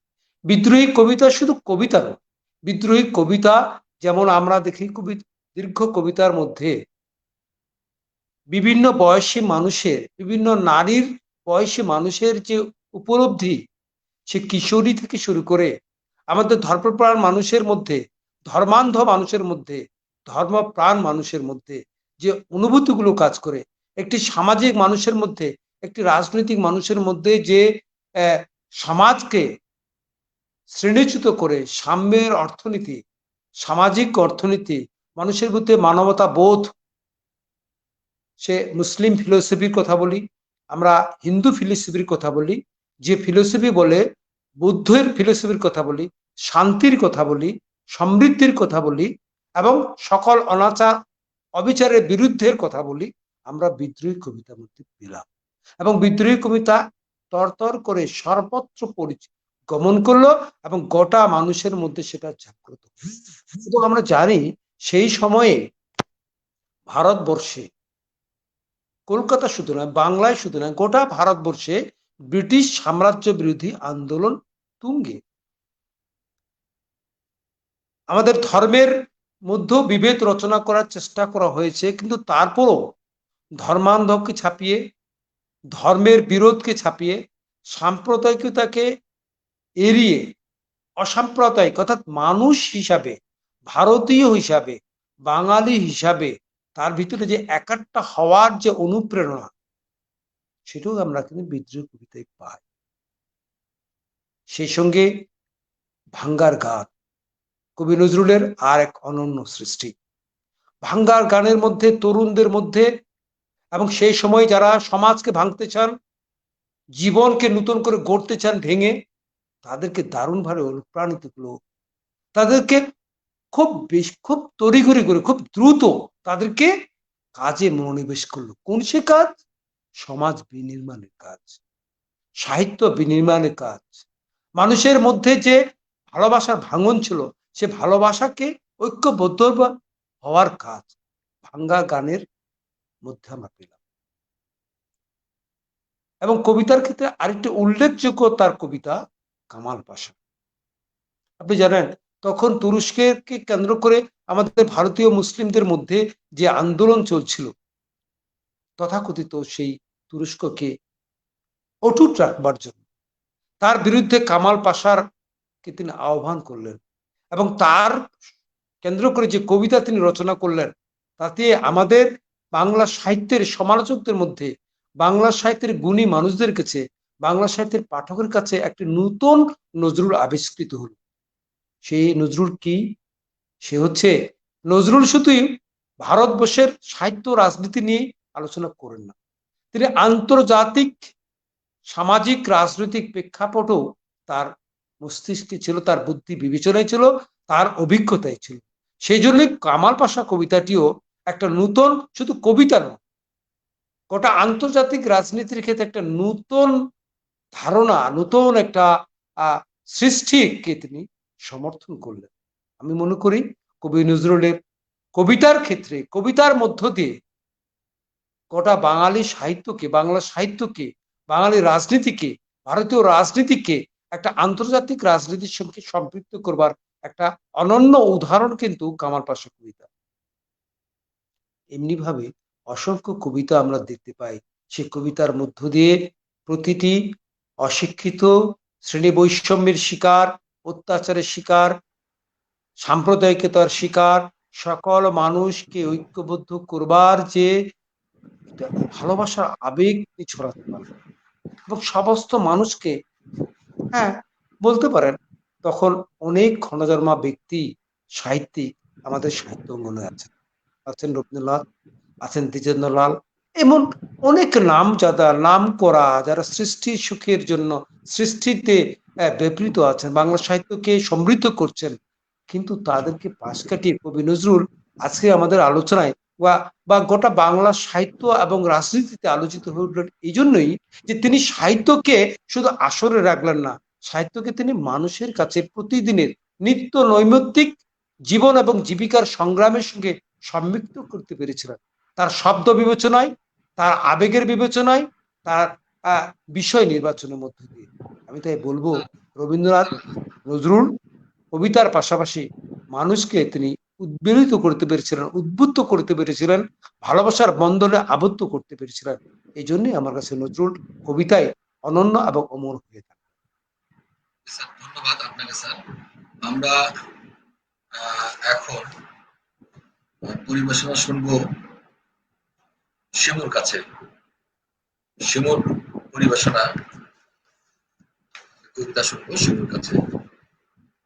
শিমু, আচ্ছা, আর কতটুকু সময় আছে? মনে অলরেডি 10টা তো বেজে গেছে। হ্যাঁ মানে শেষের দিকে। হ্যাঁ, এটা কি আমার শেষ পরিবেশনা? হ্যাঁ বলা যায় আর কি। তুমি শুরু করো, তারপরে দিদির কাছে যাবো। তাহলে আমার বন্ধুর একটা রিকোয়েস্ট ছিল, যদি আর বাঁশি না বাজে, এই কবিতাটা আজকের দিনে মনির অনুরোধ আছেন, আমার নিজেরও ভালো লাগার কবিতা, তবে ভাবছিলাম যে আজ হয়তো করবো না, চেষ্টা করছি। বন্ধুগণ, আপনারা যে সওগাত আমার হাতে তুলে দিলে, আমি তা মাথায় তুলে নিল। আমার সকল তনু মন বেজে উঠেছে, তাতে শুধু একটি মাত্র সুর ধ্বনিত হয়ে উঠেছে, আমি ধন্য হলুম, আমি ধন্য। আমায় অভিনন্দিত আপনারা সেদিনই করেছেন যেদিন আমার লেখা আপনাদের ভালো লেগেছে। বিংশ শতাব্দীর অসম্ভবের সম্ভাবনার যুগে আমি জন্মগ্রহণ করেছি। এরই অভিযান সেনাদলের তুর্য বাদকের একজন আমি। এই হোক আমার সবচেয়ে বড় পরিচয়। আমি এই দেশে, এই সমাজে জন্মেছি বলে কেবল এই দেশের, এই সমাজেরই নই, আমি সকল দেশের সকল মানুষের। কবি চায় না দান, কবি চায় অঞ্জলি, কবি চায় কীর্তি। কবিতা আর দেবতা সুন্দরের প্রকাশ। সুন্দরকে স্বীকার করতে হয় যা কিছু সুন্দর তাই দিয়ে। সুন্দরের ধ্যান তার স্তব গানই আমার ধর্ম। তবুও বলছি, আমি শুধু সুন্দরের হাতে বিনা পায়ে পদ্মফুলি দেখিনি, তার চোখে চোখ ভরা জলও দেখেছি। শ্মশানের পথে, গরস্থানের পথে তাকে ক্ষুধা দীর্ণ ব্যথিত মূর্তিতে চলে যেতে দেখেছি। যুদ্ধভূমিতে তাকে দেখেছি, কারাগারের অন্ধকূপে তাকে দেখেছি, ফাঁসির মঞ্চে তাকে দেখেছি। আমাকে বিদ্রোহী বলে খামাখা লোকের মনে ভয় ধরিয়ে দিয়েছেন কেউ কেউ। এই নিরীহ জাতটাকে আঁচড়ে কামড়ে টেনে নিয়ে বেড়াবার কোনো ইচ্ছে আমার কোনো দিনই ছিল না। আমি বিদ্রোহ করেছি, বিদ্রোহের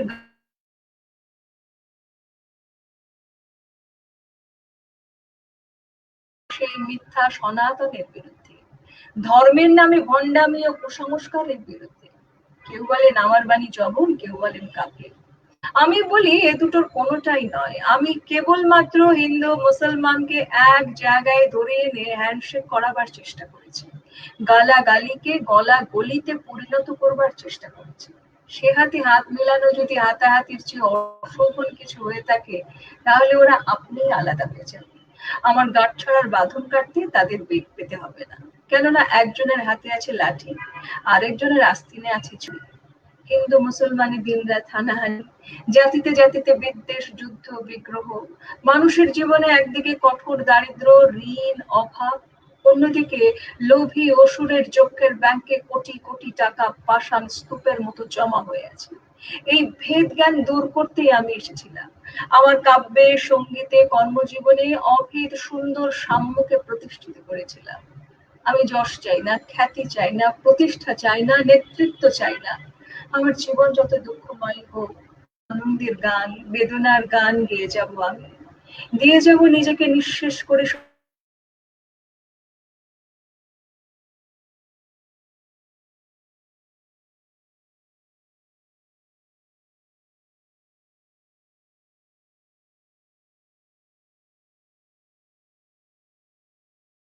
আছে। তুই প্রস্তুত হ। জীবনের সেই ট্র্যাজেডিকে দেখবার জন্য আমি কতদিন অকারণে অন্যের জীবন অশ্রুর বর্ষায় আচ্ছন্ন করে দিয়েছি। কিন্তু আমার নিজেরই জীবন রয়ে গেল বিশুষ্ক মরুভূমির মতো তপ্ত, মেঘের ঊর্ধ্বে শূন্যের মতো। কেবল হাসি, কেবল গান, কেবল বিদ্রোহ। আমার বেশ মনে পড়ছে একদিন আমার জীবনের মহা অনুভূতির কথা। আমার ছেলে মারা গেছে। আমার মন তীব্র পুত্র শোকে ভেঙে পড়েছে। ঠিক সেই দিনই, সেই সময় আমার বাড়িতে হাসনাহেনা ফুটেছিল। আমি প্রাণ ভরে সেই হাসনাহেনার গন্ধ উপভোগ করেছিলাম। আমার কাব্য, আমার গান, আমার জীবনের অভিজ্ঞতা হতে জন্ম নিয়েছে। যদি কোনোদিন আপনাদের প্রেমের প্রবল টানে আমাকে আমার একাকিত্বের পরম শূন্যতা থেকে অসময়ে নামতে হয়, তাহলে মনে করবেন না আমি সেই নজরুল। সেই নজরুল অনেক দিন আগে মৃত্যুর খিড়কি দুয়ার দিয়ে পালিয়ে গেছে। মনে করবেন পূর্ণতার তৃষ্ণা নিয়ে এক অশান্ত তরুণ এই ধরায় এসেছিল। অপূর্ণতার বেদনায় তাঁরই বিগত আত্মা যেন স্বপ্নে আপনাদের কেঁদে গেল। যদি আর বাঁশি না বাজে। আমি কবি বলে বলছি নে, আমি আপনাদের ভালোবাসা পেয়েছিলাম সেই অধিকারে বলছি। আমায় আপনারা ক্ষমা করবেন, আমায় ভুলে যাবেন। বিশ্বাস করুন, আমি কবি হতে আসিনি, আমি নেতা হতে আসিনি। আমি প্রেম পেতে এসেছিলাম, প্রেম দিতে এসেছিলাম। সেই প্রেম পেলাম না বলে এই নিরাশ প্রেমহীন পৃথিবী থেকে নীরব অভিমানে চিরবিদায় নিলাম। যেদিন আমি চলে যাব, সেদিন হয়তো অনেক বড় বড় সভা হবে, কত প্রশংসা, কত কবিতা বেরোবে আমার নামে। দেশপ্রেমিক, ত্যাগী, বিদ্রোহী, বীর, বিশেষণের পর বিশেষণ টেবিল ভেঙে ফেলবে থাপ্পড় মেরে বক্তার পর বক্তা। সেই অসুন্দরের শ্রদ্ধা নিবেদনের শ্রাদ্ধ দিলে বন্ধু তুমি যেন যেও না। যদি পারো চুপটি করে বসে আমার অলিখিত জীবনের কোনো একটি কথা স্মরণ করো। তোমার বাড়ির আঙিনার আশেপাশে যদি একটি ছড়া পায়ে পেশা ফুল পাও, সেইটিকে বুকে চেপে বলো, বন্ধু তোমায় আমি পেয়েছি। তোমাদের পানে চাহিয়া বন্ধু আর আমি চাহিব না। কোলাহল করি সারা দিনমান, কারো ধ্যান আমি ভাঙিব না। নিশ্চল নিশ্চুপ আপনার মনে পড়িবই কাকে, গন্ধ বিধূর্ত গন্ধ বিধূর্ত।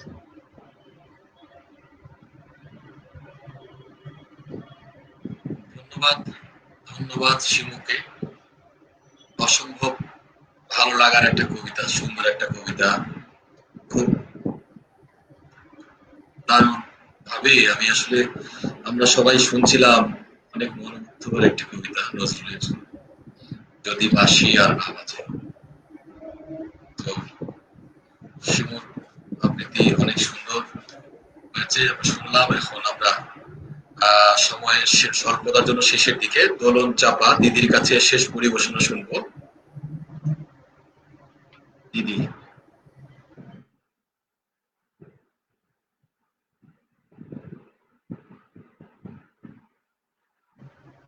ছোট কবিতা গানের আড়াল, এটা আবৃত্তি করছি। তোমার কণ্ঠে রাখিয়া এসেছি মোর কণ্ঠের গান, এইটুকু শুধু রবে পরিচয়, আর সব অবসান। অন্তরতলে অন্তরতর যে ব্যথা লুকায়ে রয়, গানের আড়ালে পাও নাই তার কোনো দিন পরিচয়। হয়তো কেবলই গাহিয়াছি গান, হয়তো কহিনি কথা, গানের বাণী সে শুধু কি বিলাস, মিছে তার আকুলতা। হৃদয়ে কখন জাগিল জোয়ার, তাহারই প্রতিধ্বনি কণ্ঠের তটে উঠেছে আমার অহরহ রণরণি।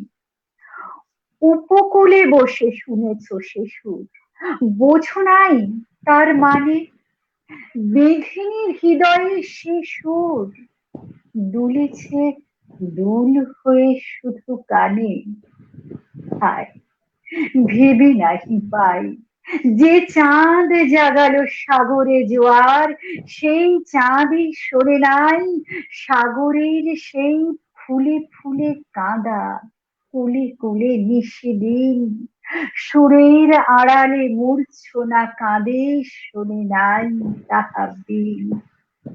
আমার গানের মালার সুবাস ঝুলনার হৃদয়ে আসি, আমার বুকের বাণী হলো শুধু তব কণ্ঠের ফাঁসি। বন্ধু গো, যেও ভুলে প্রভাতে যে হবে বাসি, সন্ধ্যায় রেখো না সে ফুল তুলে। উপবনে তব ফোটে যে গোলাপ, প্রভাতেই তুমি জাগি, জানি তার কাছে যাও শুধু তার গন্ধ সুষমা লাগি। যে কাঁটা লতায় ফুটেছে সে ফুল রক্তে ফাটিয়া পড়ি, সারা জনমের ক্রন্দন যার ফুটিয়াছে শাখা পড়ি। দেখো নাই তারে মিলন মালার ফুল চাহিয়াছ তুমি, তুমি ফেলিয়াছ বাজাইয়া মোর বেদনার ছুমি ছুমি। ভোলো মোর গান, কি হবে লইয়া এইটুকু পরিচয়, আমি শুধু তব কণ্ঠের হার, হৃদয়ের কেহ নয়। জানাইও আমারে যদি আসে দিন, এইটুকু শুধু যাচি, কণ্ঠ পাড়ায় হয়েছি তোমার হৃদয়ের কাছাকাছি।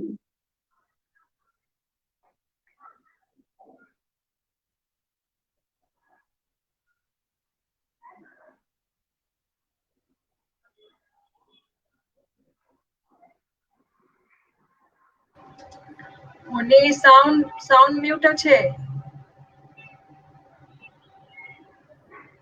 দিদিকে অসংখ্য ধন্যবাদ, সুন্দর একটা কবিতা আবৃত্তি করার জন্য। এবং আমাদের এই অনুষ্ঠানে যুক্ত হয়ে দিদির অনেক সুন্দর সুন্দর কবিতা আমরা শুনলাম। আজকে কাঁটাতারের বেড়াও, আজকে আমাদের যেমন নজরুলকে গোটা বাংলার, সারা বিশ্বের যে বাংলা, সেই বাংলার অস্তিত্ব জুড়ে রয়েছে নজরুল, তেমনি আজকে আমাদের এই অনুষ্ঠানেও দিদিরা রয়েছে, দিদি রয়েছে, আমাদের আলোচক রয়েছেন অধ্যক্ষ তাহিদ স্যার এবং একটা বিখ্যাত আবৃত্তিকার শিমু রয়েছে, আজকে তারও আবৃত্তি শুনলাম। প্রিয় দর্শকবৃন্দ, আপনারা দেখছেন এতক্ষণ, আসলে আমরা সময়ের বেড়াজালে আবদ্ধ, সময়ের গতি চলে, আমরা শেষের দিকে অনুষ্ঠানের। আমি স্যারের কাছে যাচ্ছি, স্যার ছোট করে একটু দর্শকদের উদ্দেশ্যে দুটি কথা বলে শেষ করবেন, আমরা অনুষ্ঠান শেষ করতে যাচ্ছি। আমরা সবাই একমত কবি নজরুল আমাদের সাহিত্য অঙ্গনে আরেকটি বিশেষ কারণে খুবই সমৃদ্ধ। তিনি তার রচনার মধ্য দিয়ে, আর আমরা সমৃদ্ধ হয়েছে আমাদের সাহিত্য ভান্ডার সমৃদ্ধ করে তার মাধ্যমে। সেটি হচ্ছে সঙ্গীতে কবি নজরুল সবচেয়ে বেশি সফল।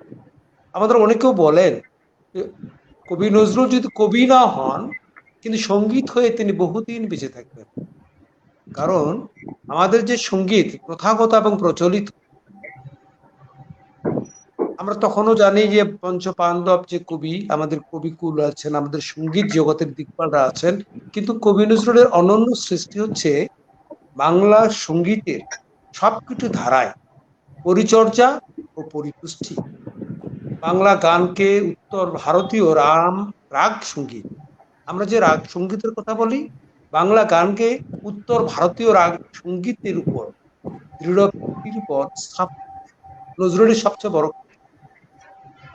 এবং আমাদের যে প্রচলিত লোকসঙ্গীত, সেই লোকসঙ্গীতকে আশ্রয় করে বাংলা গানকে উপমহাদেশের যে বৃহত্তর যে মার্গ সঙ্গীত রয়েছে, যে মার্গ সঙ্গীত যেটা আমরা বলি ভারতীয় নিজস্ব সঙ্গীত মার্গ সঙ্গীত, আমাদের লোকসঙ্গীতকে আশ্রয় করে ভারতীয় মার্গ সঙ্গীত আমাদের ঐতিহ্যের সঙ্গে সংযুক্ত করতে পেরেছেন, সফল হয়েছেন। কবি নজরুলের সঙ্গীতে জগতে, আমাদের সঙ্গীত জগতে সবচেয়ে বড় অবদান কবি নজরুলের এইখানে।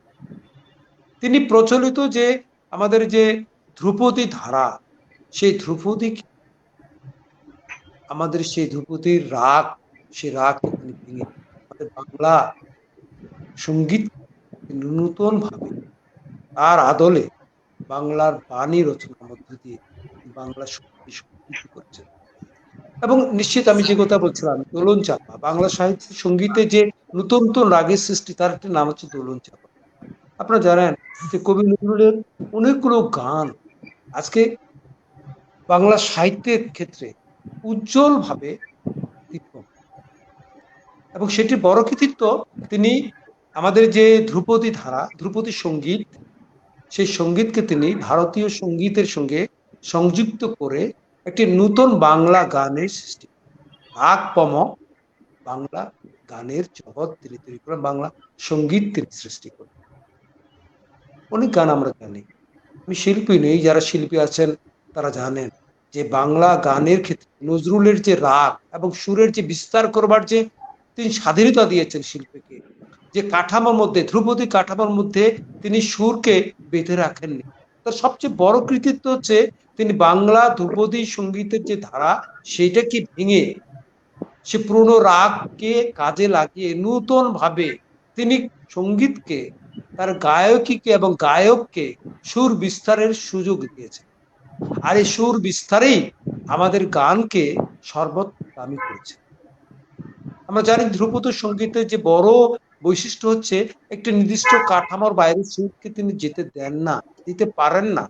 কিন্তু কবি নজরুল তিনি জানতেন আম জনতার মধ্যে সঙ্গীতকে জনপ্রিয় করতে হলে সঙ্গীত হচ্ছে মানুষের সবচেয়ে সুস্থ রাখার একটি উপাদান অথবা উপাদেয় এক ধরনের খাদ্য। সুতরাং সঙ্গীত যদি সর্বত্রগামী না হয়, তাহলে সঙ্গীত শুধুমাত্র আসর বা ঘরের মধ্যে বন্ধ করে রাখা যাবে না, সঙ্গীত তাহলে ব্যর্থ হবে। সেই কথা বিবেচনা রেখেই তিনি যেরকম পারস্য থেকে সৈনিক জীবন থেকে ইসলামিক গজল নিয়ে এসেছেন, বাংলা গজল তৈরি করেছেন, ভক্তি সঙ্গীত করেছেন, শ্যামা সঙ্গীত করেছেন। একইভাবে উত্তর ভারতীয় ধ্রুপদী সঙ্গীতকে ভেঙে তিনি বাংলা বাণী রচনা করে বাংলা গানকে রাগকে কাজে লাগিয়ে নূতন ভাবে রাগ সৃষ্টি করে বাংলা গানকে তিনি সর্বত্রগামী করেছেন। এটি নজরুলের সবচেয়ে বড় অবদান সঙ্গীত জগতে। সঙ্গীত সমৃদ্ধ হয়েছে, আমরা ঋদ্ধ হয়েছি। সঙ্গীত নজরুলকে এরকম ভাবে বিশিষ্ট করেছে, আমাদের সঙ্গীত অঙ্গনকেও সমৃদ্ধ করেছে। আমরা জানি প্রায় ৩,৫০০ থেকে ৪,০০০ গান তার ছিল, যদিও সবগুলো গান তিনি রেকর্ড করতে পারেনি। গ্রামোফোন কোম্পানিতে যোগদান করে গ্রামোফোন কোম্পানিকেও তিনি সমৃদ্ধ করেছেন। একইভাবে তিনি নিজে সমৃদ্ধ হয়েছেন আর আমাদেরকে ঋদ্ধ করেছেন, আমাদের সঙ্গীত ভান্ডারকে সমৃদ্ধ করেছেন। আজকের এই সঙ্গীত আলোচনায় দীর্ঘ আলোচনার সুযোগ নেই, কিন্তু নিশ্চিত নজরুলের সঙ্গীত নিয়ে আলোচনা করার জন্য ১ ঘন্টা তারও বেশি সময় দরকার। সবশেষে বলতে চাই, কবি নজরুল সব পরিচয়ের চেয়ে বড় পরিচয়, তিনি একজন মানুষ ছিলেন। তিনি মানুষকে ভালোবাসতেন, কারণ তিনি জানতেন বঞ্চিত করেছে মানুষেরাই, শ্রেণী সৃষ্টি করে অত্যাচার করেছে, সমাজ সৃষ্টি করে মানুষকে অত্যাচার করেছে। সবশেষে তাই তিনি মানুষকে ভালোবেসেছিলেন। তাই আমি আমাদের শিমুর কণ্ঠের মতো কণ্ঠ মিলিয়ে চমৎকার করে বলতে পারবো না, কিন্তু তারপরেও বলতে চাই, কবি নজরুল ভালোবেসেই তিনি তার যাত্রা শেষ করেছিলেন। তিনি বলেছিলেন, তোমাদেরই পানে চাহিদা বন্ধু, আর আমি যাই সারাদিন কল হাওল করে কারো ধ্যান। কিন্তু নজরুল বলেছেন ধ্যান ভাঙবেন না। আমরা তাকে স্মরণ করি মূর্তিমান, দৃশ্যমান অদৃশ্য ভাবে, তাকেই কিন্তু আমাদের মণিকোটে আছে। তার গান শুনলে চোখে জল আসে, গান শুনলে তার রক্ত উত্তেজিত হয়, আবার কখনো হিম হয়। এবং অসংখ্য গান তার রয়েছে, নানা রকম বিচিত্র এবং বৈচিত্র্যের বহু মাত্রিক সঙ্গীত আমাদেরকে সমৃদ্ধ করেছে। সবাইকে অসংখ্য ধন্যবাদ। শিমু এবং আমাদের ভারতীয় অতিথি দোলন চাপাকু চমৎকার আবৃত্তি করেছে, আমি খুব মুগ্ধ হয়ে শুনেছিলাম। উনিকে আমি অসংখ্য ধন্যবাদ জানাবো যে আমার মতো একজন কি বলবো সামান্য মাত্র পাঠক মাত্র লোককে, তার হয়তো একজন আলোচক দরকার, এই জন্যই হয়তো আমাকে নিয়ে এসেছে। আমি সমৃদ্ধ আলোচনা করতে পারিনি, অন্তত যেরকম আবৃত্তি আমি শুনলাম আমি সত্যি খুব মুগ্ধ। মনিকে আবার ধন্যবাদ জানাবো এরকম আলোচনা অনুষ্ঠানের জন্য, এবং যারা শুনলেন, যারা কষ্ট করে আমার কথা শুনেছেন, এরকম বাচিক আবৃত্তি শিল্পীদের কাছেও আমার গল্প মানে আলোচনা যারা শুনেছেন, আমি তাদের কাছে কৃতজ্ঞতা জানাই। এবং আসুন আমরা সবাই কবি নজরুলের গাই সাম্যের গান, মানুষের চেয়ে নয় কিছু। সবাইকে ধন্যবাদ আপনাকে।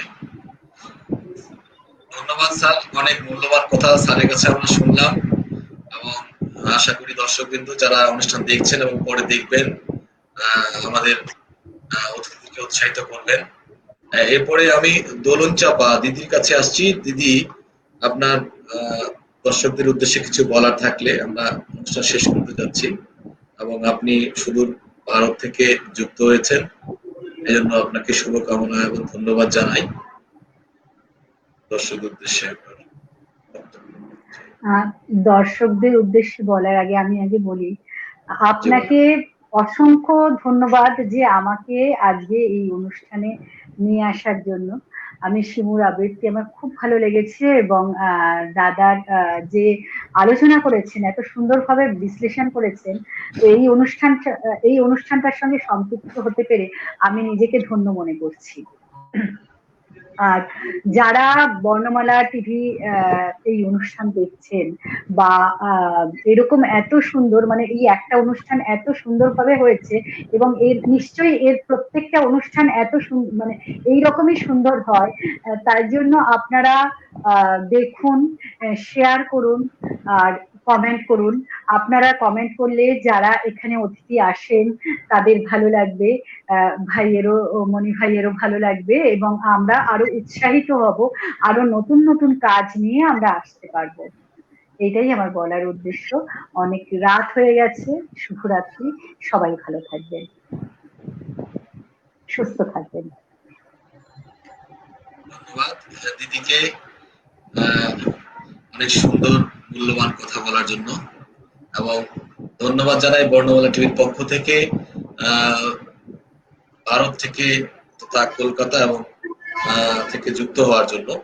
আমি পরে শিমুর কাছে আসছি। শিমু, দর্শকদের উদ্দেশ্যে কিছু বলার থাকে। ধন্যবাদ বন্ধু। আমি ভালোবাসা জানাচ্ছি আমাদের ওপার বাংলা থেকে, যিনি আজকে আমাদের সঙ্গে সম্পৃক্ত হলেন, দোলন চাপা। নিশ্চয়ই ভবিষ্যতে তার সঙ্গে আবারও দেখা হবে। বাংলাদেশে এলে পরে তো অবশ্যই দেখা হবে। আর আমরা যখন ওপার বাংলায় যাব, নিশ্চয়ই তোমার সঙ্গে আমাদের নিশ্চয়ই আরো আরো নিশ্চয়ই আরো আরো কাজ হবে। আমি কৃতজ্ঞতা জানাই আমাদের তাজুল ইসলাম স্যারকে।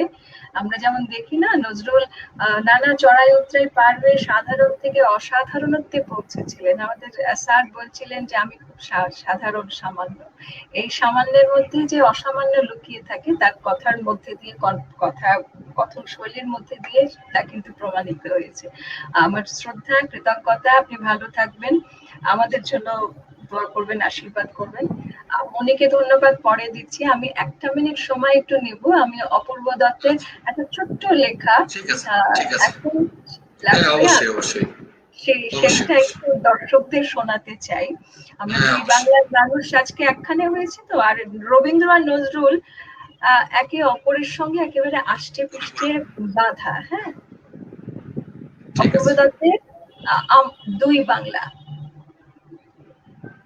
আমাদের ছিল ধুলো কাদা মাখা একখানা ছোট গ্রাম। আমাদের ছিল কাল বৈশাখী আম, লিচু কাল জাম। আমাদের ছিল একখানা নদী, তার পাশে স্কুল। বৈশাখী ছিল রবীন্দ্রনাথ, জ্যৈষ্ঠীতে নজরুল। রবীন্দ্রনাথ পৃথিবীর কবি, নেই তাতে সংশয়। নজরুল নিয়ে তবে কেন আজও এত বিভ্রম হয়? কেউ বলে তিনি এপারের কবি, ওপারের বলে কেউ। এপার ওপার তাঁর কাছে এক, ফেরান না কাউকেও। কেউ বলে তিনি বিদ্রোহী কবি, কেউ বলে কবি ধর্মের। সাম্যবাদীর পুরোহিত তিনি, মানুষের যত কর্মের।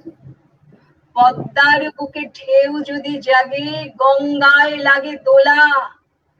মন্দিরই বলো, মসজিদই বলো, তাঁর কাছে সব খোলা। এপারেও তিনি, ওপারেও তিনি, মাঝখানে তার কাঁটা। একসাথে তাকে প্রণাম জানাতে বাড়িয়ে রয়েছে পাটা। বিভেদের গাছ কেউ যদি পোতে, টান মারো তার মূলে। দুই বাংলাকে এক করে দাও রবীন্দ্র নজরুলে। দুই বাংলাকে এক করে দাও রবীন্দ্র নজরুলে। আমি আবারও কৃতজ্ঞতা জানাচ্ছি বর্ণমালা টেলিভিশনকে, আমার বন্ধু মনিকে একটা চমৎকার আয়োজনের জন্য। আর আমরা এরকমই চাই, দুই বাংলা, আমরা রবীন্দ্র নজরুল মিলে আমরা একসঙ্গে শ্রদ্ধা জানাই, প্রণাম জানাই। আমরা আসলে এক সূত্রেই গাঁথা। সবাই ভালো থাকবেন, সুন্দর থাকবেন, নিরাপদ থাকবেন, থাকবেন বর্ণমালা টেলিভিশনের সঙ্গে। ধন্যবাদ বন্ধু শিমুকে অনেক সুন্দর কবিতা আবৃত্তি করার জন্য। আসলে আজকে এটাই বলতে চাই যে আজকে যারা আবৃত্তিকার রয়েছেন, আলোচক রয়েছেন, তাদেরকে এক একজনকে 1 ঘন্টা করে সময় দিলে হয়তো মনটা ভরতো, কিন্তু আসলে সময় দেওয়া সম্ভব না। আমি যখন স্যারের কথা শুনি মনে হয় স্যারের কথাই শুনতে তাই, যখন শিমুর আবৃত্তি শুনি মনে হয় যে শিমুরই আবৃত্তি চলুক। যখন দিদির আবৃত্তি শুনি তখন মনে হয় যে না, ঠিক আছে, দিদির আবৃত্তি শুনি। আসলে একটা সময়ের মধ্যে আমরা আবদ্ধ, এবং তারপরেও আমরা জানি আজকের অতিথিরা অনেক প্রতিভাবান, অনেক বেশি জানতা, এবং আমরা যে ব্যক্তিটির আলোচনা করলাম এবং আবৃত্তি শুনলাম তিনি বাংলা সাহিত্যে জুড়ে রয়েছে। এবং আজকে আমরা দুই বাংলার মানুষ এক হতে পেরেছি, এবং বর্ণমালা টিভির পক্ষ থেকে এজন্য সকলকে ধন্যবাদ জানাই। এবং ধন্যবাদ জানাচ্ছি আজকের অতিথিদেরকে, বিশেষ করে ধন্যবাদ জানাচ্ছি দর্শকবৃন্দ, শ্রোতাবৃন্দ, আপনারা যারা এতক্ষণ আমাদের সঙ্গে থেকে অনুষ্ঠান দেখলেন এবং এর পরের অনুষ্ঠানগুলি দেখবেন আশা করি। এবং আমাদের এই আলোচনা এবং নজরুলের আবৃত্তি অনুষ্ঠান দেখার জন্য আপনাদেরকে অসংখ্য ধন্যবাদ জানাই। এবং আজকের আমরা অনুষ্ঠানের শেষ পর্যায়ে এসে পৌঁছেছি। আর এক সময় হয়তো অন্য সময় আবার দেখা হবে আমাদের, এবং অতিথিদের সাথে আবার কথা হবে অন্য কোনো অনুষ্ঠানে। ততক্ষণ সবাই ভালো থাকবেন। শুভরাত্রি।